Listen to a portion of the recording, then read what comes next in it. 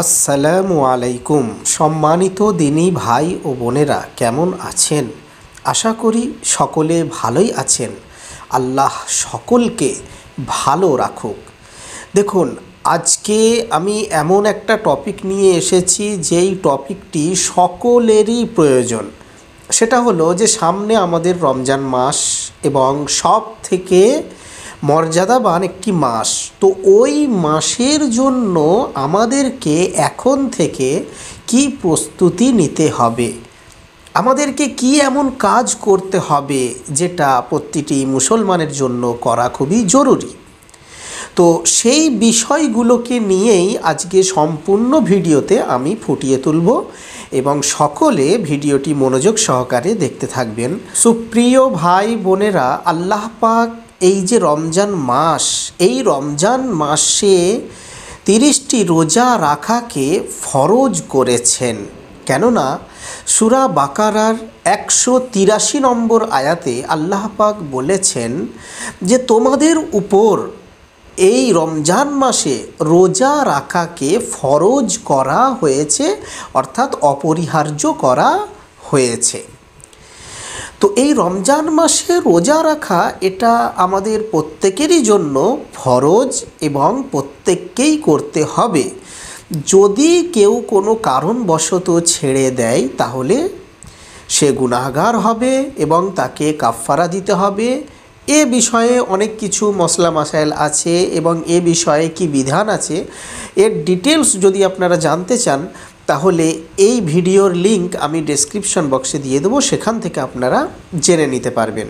যাই হোক, রমজান মাস আসছে এবং রমজান মাস আসার আগেই আমাদেরকে কি করতে হবে? সর্বপ্রথমে আমাদেরকে হিসাব করতে হবে যে আমার উপর গত রমজান মাসের বা তার আগের রমজান মাসের কোনো ফরজ রোজা রয়ে গেছে কিনা, কোনো রোজা আমার উপরে আছে কিনা, সেটাকে কাজা করতে হবে। এমন কোনো কি রোজা আছে?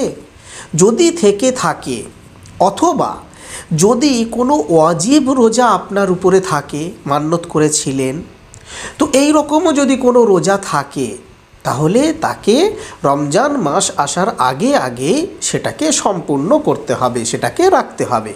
এবারে কাজা রোজা আপনি কিভাবে রাখবেন, কোন সময়ে রাখবেন, তার নিয়ত কি করতে হবে, তার জন্য কি কাফফারা দিতে হবে, না কাজা রোজা শুধু রাখলে হয়ে যাবে, তো এ বিষয় নিয়ে বিস্তারিত আলোচনা একটা ভিডিওতে আছে, আমি তার লিঙ্ক ডেসক্রিপশন বক্সে দিয়ে দেবো, সেখান থেকে আপনারা দেখে নেবেন।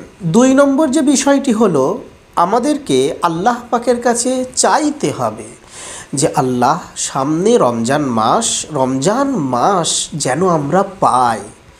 এই এত বড় মর্যাদাপূর্ণ একটি মাস, এই মাসকে যেন আমরা পাই। আল্লাহ, আমি যেন হায়াতে যেন থাকি, যেন ওই রমজান মাসটিকে আমি যেন পাই। এটা আল্লাহর কাছে চেয়ে নিতে হবে। কেন? আল্লাহ যদি না চান তাহলে আমরা রমজান মাস পেতে পারবো না। আল্লাহ যদি চান তবেই আমি রমজান মাসটিকে উপলব্ধি করতে পারবো এবং রমজান মাস আমি পাবো, সেখানে আমি ইবাদত করতে পারবো। 3 নম্বর যে বিষয়টি হলো, সেটা হলো আমাদের সকলকেই মনে মনে খুশি রাখতে হবে।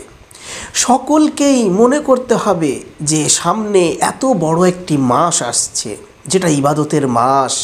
তো এই মাসকে কেন্দ্র করে সকলকে মনে আনন্দ রাখতে হবে, ফুর্তি রাখতে হবে। সকলকে ভাবতে হবে যে কত সুন্দর, গুনাহ মাফের জন্য একটা কত সুন্দর মাস, আল্লাহর নৈকট্য লাভের জন্য কত সুন্দর একটা মাস আসছে। তো এটার দিকে লক্ষ্য রেখে আমাদেরকে খুশি করতে হবে এবং আমাদের মনে আনন্দ রাখতে হবে। 4 নম্বর যে বিষয়টি হলো, রোজা রাখার ব্যাপারে যে বিধানগুলো আছে, বিশেষ করে রমজান মাসের রোজা রাখার ব্যাপারে যে বিধিবিধানগুলো আছে, সেগুলোকে আমাকে নিজেকে জানতে হবে। তো সেগুলোকে জানার জন্য যদি কোনো ভালো জ্ঞানী ব্যক্তি যদি থাকে তার কাছ থেকে সেগুলো জেনে নেওয়া, আর যদি বাড়িতে কোনো বই থাকে এই রমজান মাসের বিধিবিধানগুলো কি সেখান থেকেও দেখে নিতে পারবেন। আর যদি সেই রকম না থাকে তাহলে এই রমজান মাসের যে বিধিবিধান, এই রমজান মাসের রোজা কিভাবে রাখতে হবে এবং এই রমজান মাসে রোজা কি কি কারণে ভেঙে যায়, তো এই বিষয়গুলি নিয়ে আমার চ্যানেলে একটি ভিডিও আছে, তার লিংক আমি ডেসক্রিপশন বক্সে দিয়ে দেবো, সেখান থেকেও আপনারা দেখে নিতে পারবেন।